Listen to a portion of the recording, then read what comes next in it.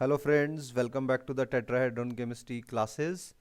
So guys, if you remember that from yesterday onwards I have started a extensive 150 question practice problem for your coordination chemistry, right? For the upcoming examination like IIT JAM and the GATE examination, right? So in my first lecture, I have solved somewhere around 11 problem, and today I'm going to take some more problem in the same series, and these are the very important practice problem for your upcoming examination. I hope this will help you in your coming examination. So in the today's lecture, I'm going to take first question, and in this series, basically I'll discuss very general and very common questions, and which actually forms your basis actually, right? If you want to learn the coordination chemistry in great depth, then you should be able to solve the variety of the questions based on the organic chemistry. It doesn't matter whether the question is easy or question is difficult or it is of moderate level, but you have to take all kinds of the questions, right? So in this series I'm going to take this very important question, okay? And you can see here what this question says. When ferric reacts with the potassium ferrocyanide, a blue precipitate has been formed due to the formation of these four options are given. That means it generally says that when you have Fe3 ions, Fe3 positive ions, and when these Fe3 positive ion reacts with the potassium ferrocyanide, right? Then a blue precipitate is formed. So what is the potassium ferrocyanide actually? So for this you should know the potassium ferrocyanide formula, and that potassium ferrocyanide is K4 Fe CN6. Okay, this is your potassium ferrocyanide. Fine.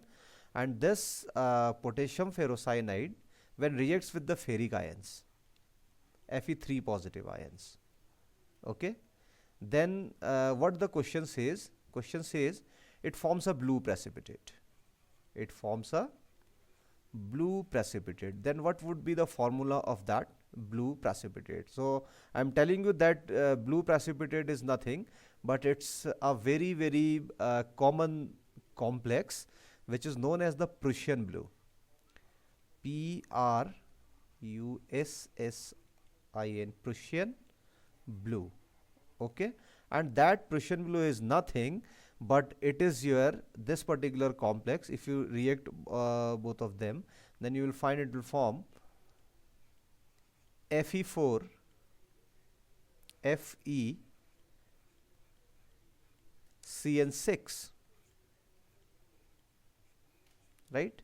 This is known as whole thrice, okay? This is known as ferrocyanide, sorry, ferrocyanide. So if you want to know the structure of this one, so or if you want to name it, so here you can see the iron is in +2 oxidation state, and it's very easy to calculate the oxidation state.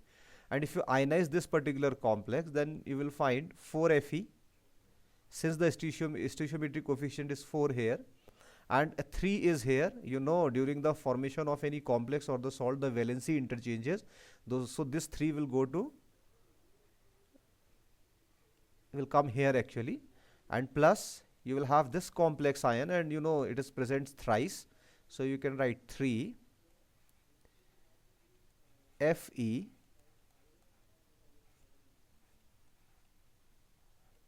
CN6, and you know 4 is there, so you can write 4 negative here, right? So it is see, this is ferric ions, so it is ferri, and if you calculate the oxidation state of iron, it would be +2 again, right? So it is ferrocyanide basically. IUPAC name is little different, okay? So this this formation of the blue color, which is actually your Prussian blue, is due to the formation of your ferrocyanide, right? So this is ferrocyanide. Why ferri? Because it is +3, and it is +2. So what is happening in that case? Your oxidation of this particular Fe3 positive ion is actually happening here. So it is ferrocyanide, right? And what is the formula for this one? You can find here. What is option? Right. Option number D is the correct answer. This one, D is the correct option for this one. So this is how you can solve this particular problem, right? So because you know this, whenever you have this potassium ferricyanide salt, your potassium ferrocyanide salt, this one, it's a very easily undergo oxidation, right? And then it will produce this particular complex. Okay. Now moving to the next problem, and your problem is what? Okay, now this problem is actually a quite simple one. So generally they ask the color of this particular compound. So you know what is this? Sorry, you know this compound is what? This is actually Mohr salt. This is Mohr's salt, and it's not a coordination compound, it's a double salt. It's a double salt. Basically you can relate this with FeSO4, and it is very important to note that whenever you have this ferrous salts actually, so they form actually light green crystals. They form light green crystals. So for this the correct option is this one, light green in color. Okay, so these two questions are very simple, but you have to solve any kind of the question. You should be able to solve any kind of the question. Okay, however this question is more or less on the memory based. Now the part third actually what says that chelates are, so in general I am telling you what are the chelates. Complexes which have the ring structures. Complexes having ring structure, right? So how we can form the complexes? So complexes with monodentate ligand? No. See, since monodentate ligands are having only one side, one donor atom, so it cannot form a ring. You know, when you want to form a ring actually, so you have to have actually a ligand which have the denticity more than one. So this cannot be your option, right? You can strike out this one. Then second is complexes with the bidentate ligand. Yes, this could be the answer, right? And then complexes with the ligand having more than 2 donor atoms. Yes, this could also be your answer, right? So the correct, see, both of them are correct, and option D seems more correct, right? Because it is having the both options, right? Bidentate ligand, and bidentate ligands are those ligands which have more than one donor, which have generally have 2 donor sites. So here in that case you are having the 2 donor atoms.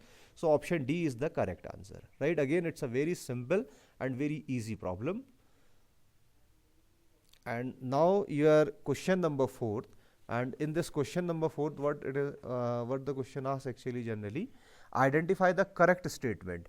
So what is the correct statement? You have to identify that statement. Okay, EDTA is a tetradentate ligand. Okay, we'll check this one. Oxalato is a monodentate ligand. Okay, so for this what you have to do actually, you have to draw the structure of the oxalato and your say EDTA. So oxalato is what? COO negative, single bond, COO negative, right? So it is having 2 donor atoms. So basically this oxalato is bidentate. This oxalato is bidentate. Okay, so that means it can, option B cannot be your answer, and option D can also be, cannot see, it is not actually your answer because it is bidentate, but it has given here that it is having, it is tetradentate, and here it is monodentate, so this cannot be your answer. So now you have to select between A and C actually. So for this you have to actually know the structure of EDTA. So I'm telling you, say for example, EDTA is ethylene diamine tetraacetate or tetraacetic acid. So you will put CH2, right? And you will put nitrogen here, and then again you will put another nitrogen here, right? And when you do this, So here you are having CH2 COOH, okay, and again you are having CH2 COOH. Similarly, you can put these CH2 COOH here also, okay, just like that. So if you see here, so nitrogen is a donor atom and this nitrogen is also a donor atom. So here it's a bidentate when you see the nitrogen only. But if you ionize this one, so say for example, if I ionize this one and I remove this, so it will get negative. If I ionize this one, it will get again negative, and again it will get a negative, again it will get a negative. And when I am putting negative over there, that means I have to remove hydrogens from there, okay, just like that, okay. And when I do that,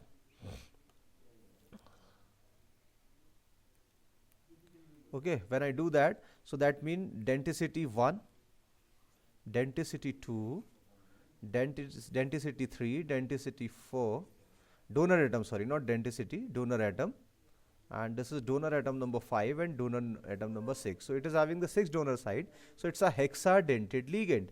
So that means your correct option is your option C. Option C is the correct answer, right? So this cannot be your answer. Again, it's a very simple problem based on your practice. Actually, if you have done or practice of all these structures, then it is very easy to find the answer. Now my next question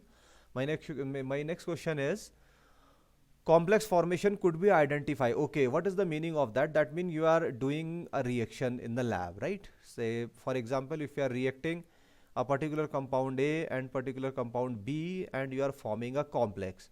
So how you will identify whether the complex is forming or not? So you have given all of the options: change in color, change in solubility, and change in conductivity. So in general, it has been seen that in the various research papers and in the case of the various complexes, whenever the complex formation takes place, all these parameters, all these physical properties changes, whether it is color, solubility or conductivity. So in that case, when all are changes, that means the correct option is option number D, right? So you can strike out first one, you can strike out second one, you can strike out third one, while all actually generally changes during the complexation. So option D is the correct answer. Okay, now I am moving to the next question. Now this is you see what the question says: for metal complexes, ligands are. So what are the ligands? It is saying the cations, cations linked by the coordinate bond. Say for example, right, I'll come to the detail of this also. Say for example, I am having a particular cation A positive, right? And you know your cation are actually the Lewis acid. Cations are Lewis acid, but the eligibility for a group or a molecule for a ion is that it must have at least a pair of electron to donate. It should be Lewis base actually, right? But it is Lewis acid cation, so it cannot, this A cannot be your answer. Okay, now second one, anions linked by the coordinate bond to the central metal atom. Definitely, if you have any anion, say I am writing Y negative and it is an anion, then you should know anion will always have a lone pair to donate, right? And when it is donating a lone pair to the metal, it is forming a coordinate bond, so it is a ligand. So option B actually could be your answer. And then third one, molecules linked by the coordinate to the central atom or ion. Okay, fine, it is again the same thing. Say for example, I am having the neutral molecule like ammonia, okay, and this ammonia is having the lone pair, so this lone pair can be donated to the metal, right? So I form a coordinate bond between metal and the donor atom. So this can also be true. So option C you can write. And ions or molecules linked by the coordinate bond. Definitely this is ion, which is anion, and this is molecule, which is neutral molecule linked by the coordinate bond to the metal atom. Then option D can also be your correct answer, right? So in that case, you see B is fine, C is fine, D is also fine. So what you literally say that D is the more correct answer. You can strike out second one also, right? However, it is true, right? and it is also true, but these two combinations are given in the option D, so you will select this D as the correct option, but not B and C, and A cannot be your answer. But in the some cases, like say I am having this molecule NH2, NH2, this is hydrogen, and you know this hydrogen is having two lone pair over there. So this is actually what, a ligand, actually it is a ligand.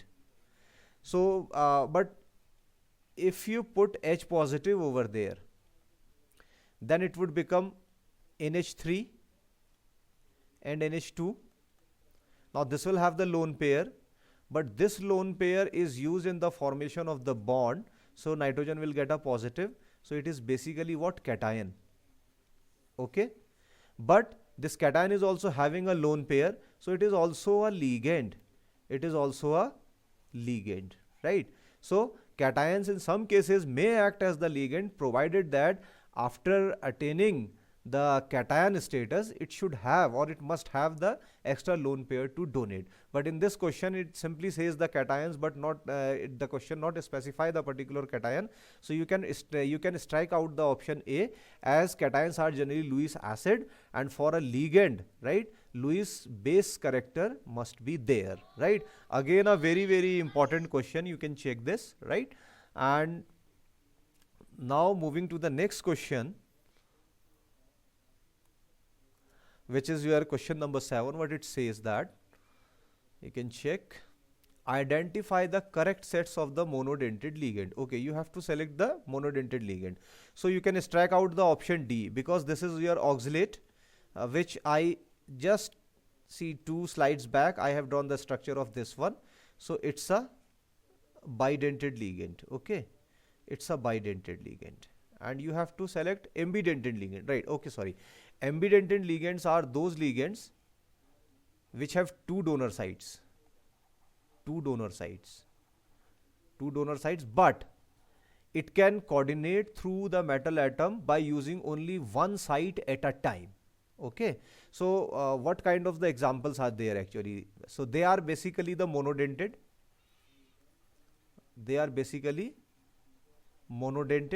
since it is bidentate, so you can strike out this one. Okay, now going to select the correct options. This is your nitrate ion,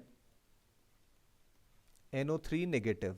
Okay, so if you draw the structure of this one, say I am drawing in that manner, NOO negative, right?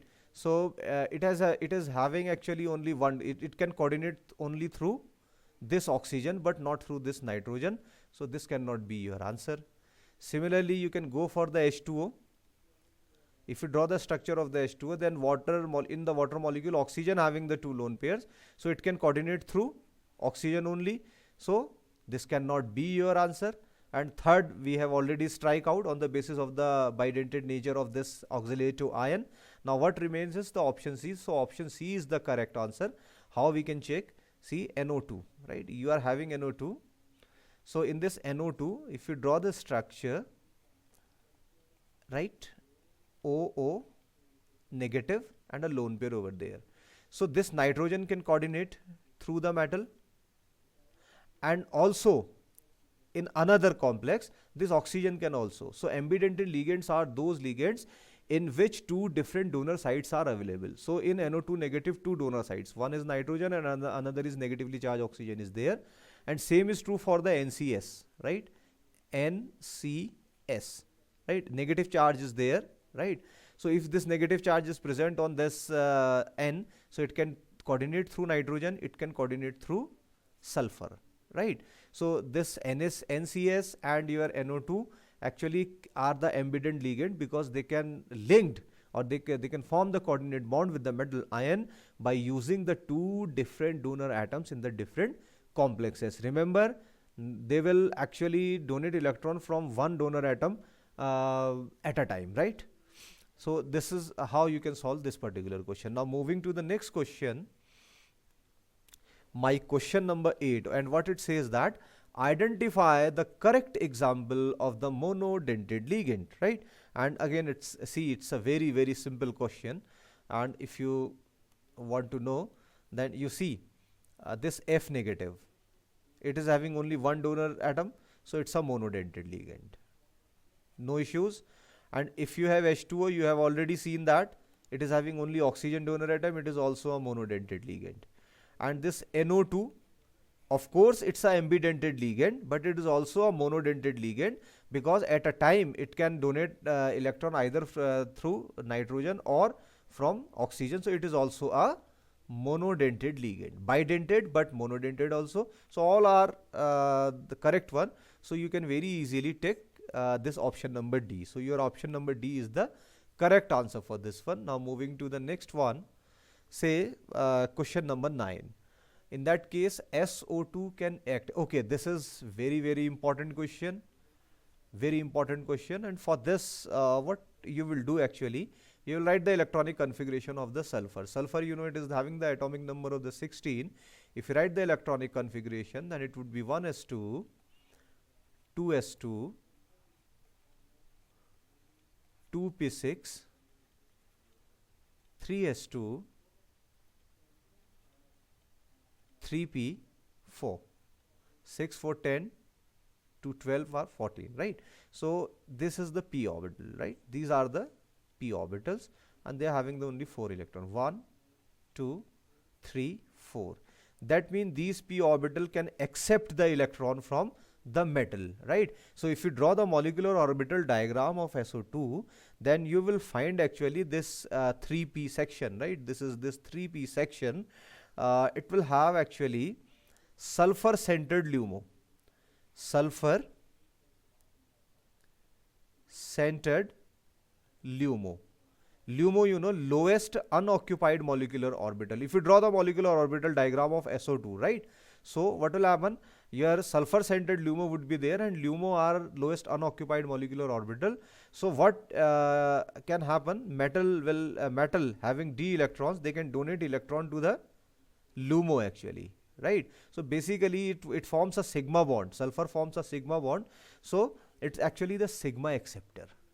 It is sigma acceptor. It cannot be your pi acceptor, because for pi acceptor you should have the vacant pi orbitals, whether bonding or the your anti-bonding, pi anti-bonding orbitals it can have actually, right?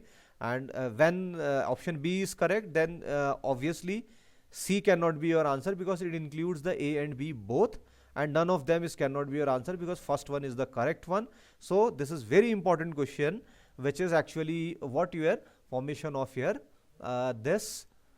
formation of your SO2 formation of your sigma acceptor, right?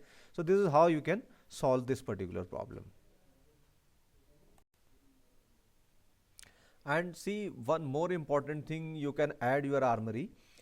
Say this SO2, right? This sulfur dioxide. In that case, your sulfur is sp2 hybridized, right? Sulfur is sp2 hybridized, right? And when it forms the complex, what will happen? See, say this is the metal, and the metal when donates the electron to the LUMO of the sulfur, so it will form a complex just like that, and actually the hybridization state changes from sp2 to sp3. Okay, so in that case you can see the 3 bond pairs are there and 1 lone pair is there, right? So it is see, lone pair you can put anywhere, so it is having the pyramidal structure. This complex will have the pyramid geometry, and you know these things I have explained in my Vesper theory lecture. You can go through and learn from there also. Okay, now moving to the next question. My next question says, in this particular complex which is given here, the coordination number and oxidation state of cobalt. Okay, so what you can do, you can write the complex again. CO En whole twice, and 1 water molecule is there along with the 1 Br, fine, and 2 of the Cl are there in the ionization sphere. So what you can do, you can put you can write the Cl in that manner. You know the Cl is having, Cl negative is having the -1 formal charge, so automatically you will put 2 positive here. And I told you anything present in the coordination sphere. Coordination sphere is the sphere which we generally write in the square bracket. Anything apart from the central metal, this cobalt is the central metal, anything from your central metal, all remaining things are your ligands, and ligands actually are the coordination number. So you can see this En is what? It is bidentate. You have seen earlier. This is bidentate, and I already told you one bidentate ligand will be counted as twice. So it is, see, one counted as twice, but it is present two times. So 2 into 2. So 2 is for density, and 2 is the number which is given here, right? Plus 1 is H2O and plus 1 is Br. They are also the ligand. So this will give you the 6. So in that case, coordination number is 6. So if the coordination number is 6, then you can find the options here. Okay, in that case, you can see the coordination number 6 here. So option A is the correct answer. There is no need to go further. Okay, but if you want to calculate the oxidation state of cobalt also, so you can calculate, say this is X plus ethylene diamine is neutral, that means neutral into 2, okay, plus H2O is neutral, no charge over there, into 1, and you know, plus your Br is -1. So you can write -1 here. This will give you 2 positive, which is given here. So your X would be +3. So coordination number is 6 and +3 is the oxidation state. So option A is the correct answer, right? Now moving to the next question, which is the question number 11. What it says that in this particular complex, right, tetracyanonickelate 2 ion is the IUPAC name, and in this particular complex, what is the oxidation state of the nickel? So you can count very easily, or you can not count, you can calculate very easily. You can put that 2 negative over there, okay, put X in place of this nickel. You know, cyanide is having formal charge of -1 and it is present 4 times, times 4.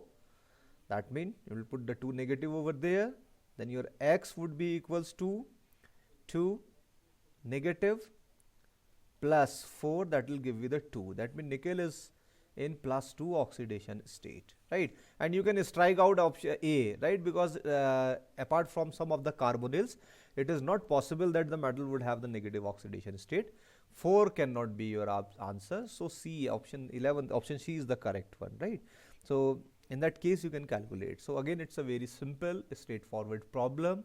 Now moving to the next problem, guys. My next problem is the problem number 12. What it says that identify the hexadentate ligand. Okay, so there is no need to go further actually, and hexadentate ligands are very rare ligands, and you know, I already told you EDTA. Earlier we have drawn the structure of this EDTA which were hexadentate, while this DMG is dimethyl glyoxime. So what is dimethyl glyoxime? You can write in that manner, say carbon, you can put one methyl here, and say you can put another methyl here, and this is double bond. You can put nitrogen here, you can put OH here. Similarly, you can go here, double bond, it is nitrogen, right, and you can put OH here. So one donor atom is nitrogen, another donor atom is nitrogen, and if you ionize this, then it will become O negative, another donor atom, oxygen here, another donor atom. So in that case, the denticity is 4. That means it's a tetradentate ligand. So this cannot be your answer.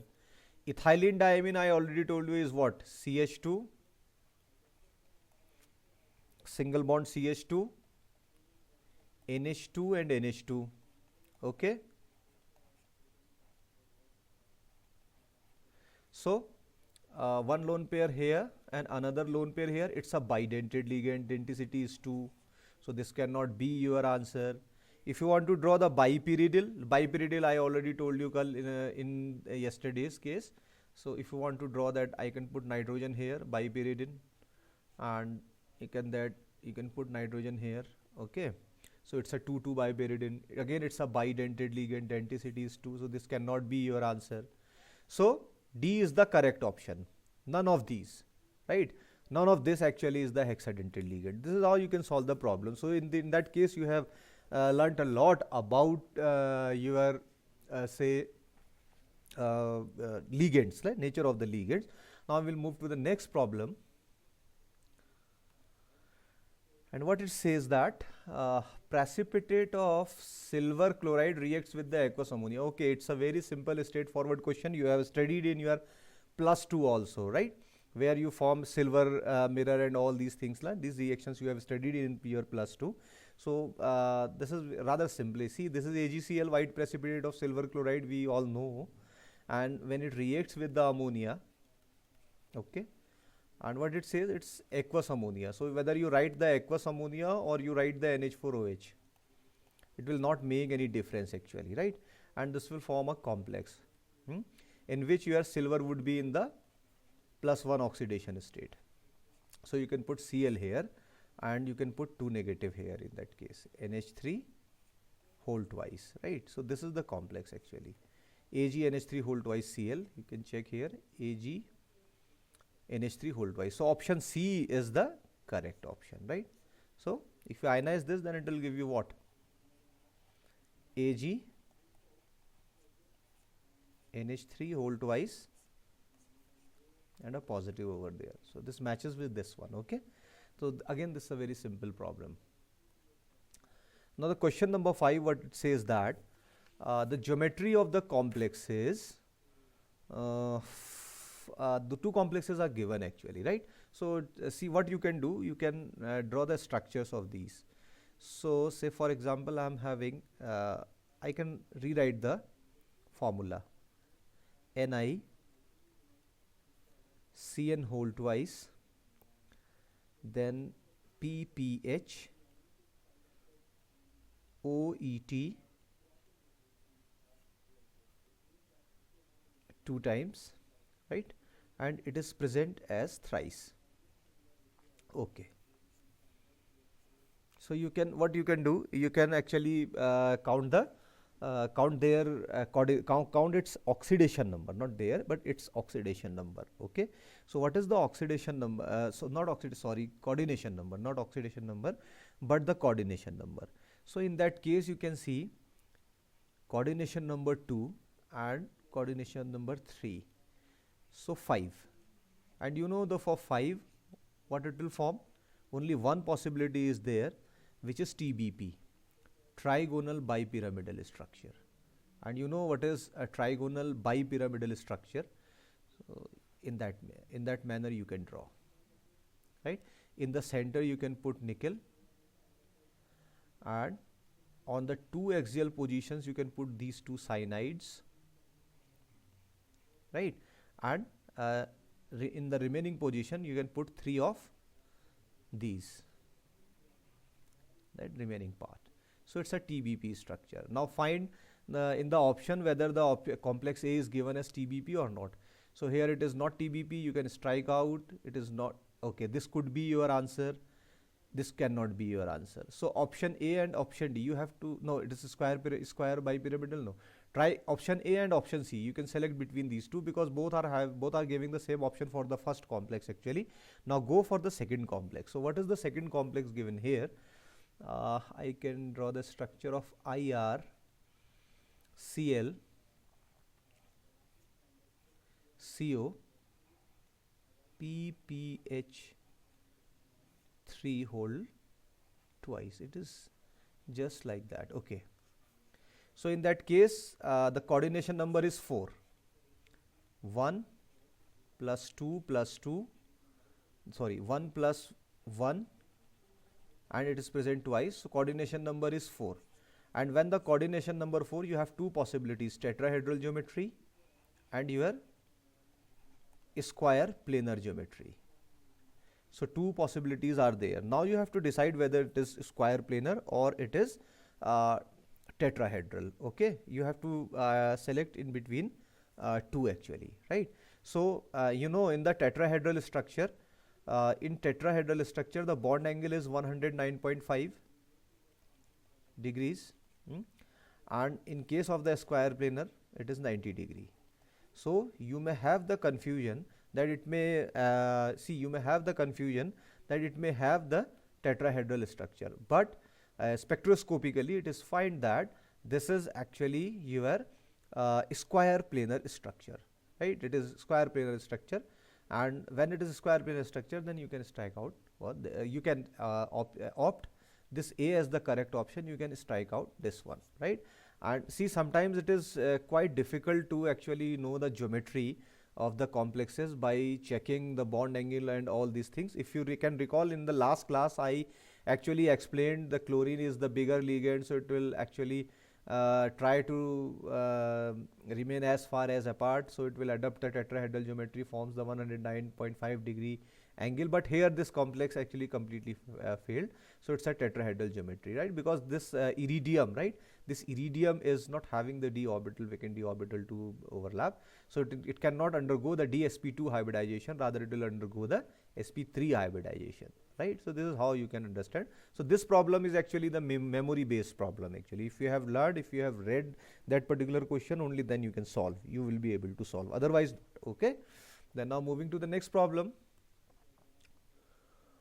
Problem number 6, which says that the correct set of geometries of these two complexes. So it's quite simple here. You see, this is CO, En whole thrice, okay, and 2 positive. You know your ethylene diamine is what? It is bidentate. It is bidentate. When it is bidentate, that means denticity is 2, and their number is 3. So 2 times 3 is the 6. That means coordination number is 6. And when coordination number is 6, the geometry possible is what? Octahedral. So check whether for the first complex it is given in the octahedral or not. Okay, so A is octahedral, so A could be your answer. B can also be your answer, but C you can strike out, and D you can strike out. Okay, now you have to select in between these two. Now go for the EDTA, this particular complex CO, EDTA, and 2 negative, okay? And again, you know this EDTA is what? Hexadentate ligand. It is hexadentate ligand. And when it is hexadentate ligand, it simply says that coordination number is 6. And for coordination number 6, only one geometry, octahedral, is possible. So second one is also octahedral. So the correct option is the B, not A. So in that case, you can solve this problem also. Okay, I hope this is clear to you. In this particular lecture, we are having the very straightforward problems, but practice is important, right? That's why I am giving you all these problems.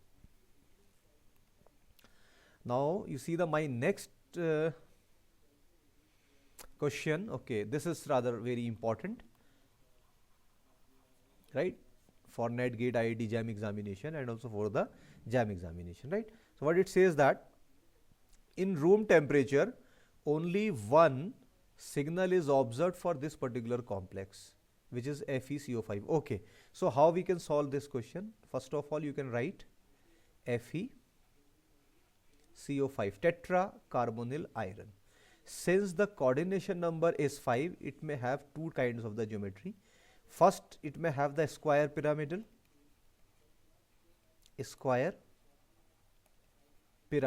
How we can draw the square pyramidal? Put the iron in the center, 4 carbonyls in the 4 corners, and 1 carbonyl here. This is square pyramidal geometry. Another possibility is TBP, which is trigonal bipyramidal. So put iron in the center, okay, just like that, and rest of the carbonyls, 2 axial carbonyls and 3 equatorial carbonyls. Okay, so this is TBP geometry. So at room temperature, at RT, Barry's pseudo rotation occur. Barry's pseudo rotation, right? When the Barry's pseudo rotation actually occurs, what it means that this geometry will quickly transform to this, and this geometry will quickly transform to this, actually, right? So square pyramidal goes to the trigonal bipyramidal, bipyramidal goes to the square pyramidal, right? And basically it's a fluxonial molecule. So this I have explained in my organometallic lectures, right? You can check there actually in the coordination in the organometallic series, fluxionality in organometallic compounds. This is the title. You can find in the YouTube by writing in the search bar fluxionality in the organometallic compounds by tetrahedron chemistry classes. Then you will find the detail of this one, right? So fluxionality means when the one structure changes into the another structure, and this is happening at room temperature very quickly. So NMR instrument actually cannot predict this change actually. So it will observe that NMR spectrometer observe a intermediate geometry, and in that intermediate geometry it observes all the carbons of the same kind, right? When all the carbons of the carbonyls, the spectrometer observe the same kind, it will produce only one NMR signal, one 13C NMR signal. So tetracarbonyl iron's fluxonial nature gives only one signal in NMR structure, right? So if you can change, if you check the answer, rapid interconversion cis trans, no, there is no case of actually your cis and trans, right? Rapid interchange position of all CO within structures, no, all COs are not changing. All the CO are equally oriented, no, they are not equally oriented.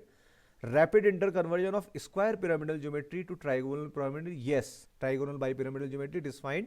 So option D is the correct answer, right? But this is again a very, very important problem, right?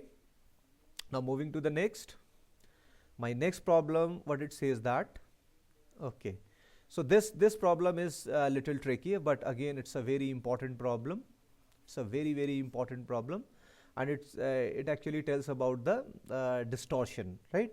And that distortion you learn in the John Taylor distortion in coordination chemistry. But what it says that, see, it is having, see, in trigonal distortion of octahedral geometry. So you know what is the proper octahedral geometry. So you can put the metal in the center, okay, and then you can put all the ligands over there. So generally in that case all the metal ligand bonds are same, bond lengths are same. But when the distortion occur actually, right, when the distortion occur, and the distortion is the trigonal distortion. So during this distortion the geometry changes in that manner. See, earlier it is having this kind of geometry,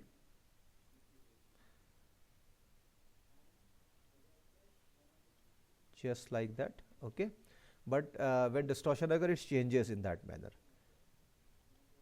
Say I can draw the structure, right? These are the four, and say this is your fifth ligand, and somewhere here I can put your sixth ligand, right? And when I want to connect them, so how I can connect them? I can connect this from here to here, and this here to here. Similarly, this I can connect here to here, and this I can connect here to here, and then I can change this little bit, right? Then what it says that this will also connect here, right, and this will also connect here, this will go there, and this can also go there. So if you check, see, this is actually your trigonal face, one trigonal face, and this is another face. So when tetragonal distortion occurs, it occurs from the two different faces. This is say face 1, and this is the face 2. So from the opposite forces, opposite faces, this trigonal distortion occurs. Now see, in the trigonal distortion of the octahedral structure, distortion occurs through the axial bonds, no, and square plane, no, square planar is not changing. See, this plane is not changing. Yes, trigonal faces, it is the correct option, okay. Two axial and two equatorial, no, it is not possible actually, right? because 4 bonds are of same type and 2 bonds are of same type. So there is no meaning of changing only 2 bonds out of 4. So D cannot be your answer. So correct option is the option number C. So you should remember, whenever the trigonal distortion occurs in the octahedral structure, it occurs from the trigonal faces, 2 different trigonal faces, right? This is how you can understand. Now moving to the next problem, right, and this is my last problem, okay, for this particular lecture, right? And what the problem says that the complex, this is a, okay, very important problem, very important problem, most important, right, for your upcoming examination. Very important problem. What it says that this particular complex is a spin triplet system, hence the geometry of the complex. Okay, now it is very important to understand the things. You have given this complex NiCl2 PPH3 whole twice, right? You have given this. Coordination number is what? 2 here plus 2 here, coordination number 4. And when the coordination number 4, you may have the 2 options. It may have tetrahedral geometry with sp3 hybridization. It may have square planar geometry with dsp2 hybridization. So you have to select whether it is, see, it cannot be your octahedral. It cannot be your octahedral geometry. Why? Because for octahedral you should have the coordination number 5. Similarly, it cannot be your trigonal bipyramidal geometry, because for trigonal bipyramidal geometry you should have coordination number of 5. Now it could be out of these two, A and B. You can go for the correct option. So what I'll tell you, write the electronic configuration of nickel 2 ion. You know, nickel 2 ion is having 26 electron over there. If you write the electronic configuration, basically it's a 3D8 system. I am not writing the entire electronic configuration, but I am giving you the idea. It is having the 3D8 system. So if you draw this structure, or you can draw the d orbitals, right? How many electrons are there? 8. You can fill those 8 electrons into it. 1, 2, 3, 4, 5, 6, 7, and say 8. Now you are having these 2 unpaired electron, right? And you can see here what it is given here, spin triplet. It is giving the spin triplet. Spin, what is the meaning of the spin triplet, right? This is something very important. Spin triplet means 2s plus 1, that will give you 3. This is what the triplet means.